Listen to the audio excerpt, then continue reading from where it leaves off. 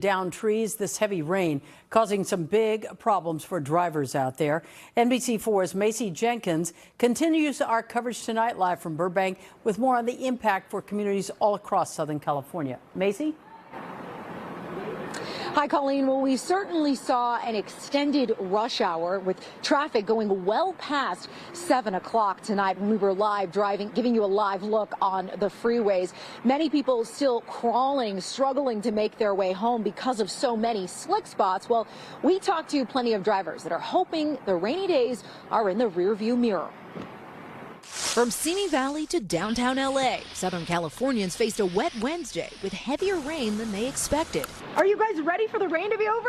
Yeah, I've been ready for it to be over. In Riverside, a large tree came crashing down just outside of Angela Hull's home on Magnolia Street. From the window, we saw the tree come down, and I was very concerned because we saw that a car was underneath the tree, and I was just concerned that that person was hurt. She and Bert Williams say they ran over to check on the driver, who told them she had started backing up as she saw the tree falling. The airbag went off the car.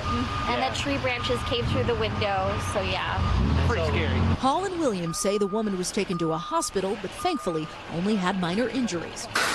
Over in Toluca Lake, drivers were caught off guard by partially flooded lanes on Riverside Drive. Several big splashes captured up close by one of our cameras. What do you think about driving in all this? You know, when I was younger, I didn't really care that I was invincible and stuff, but now I know I gotta take it easy. Drivers in the San Bernardino mountain communities treading carefully after being pounded by hail and snow.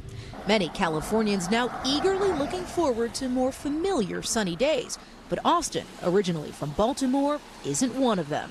That's kind of unfortunate for me. I'm from the East Coast. How often do you get to experience days like this living out here? The rain has stopped where we are in Burbank, but drivers should continue to look out for water in low-lying areas and streets with poor drainage. Reporting live in Burbank tonight, Macy Jenkins, NBC4 News.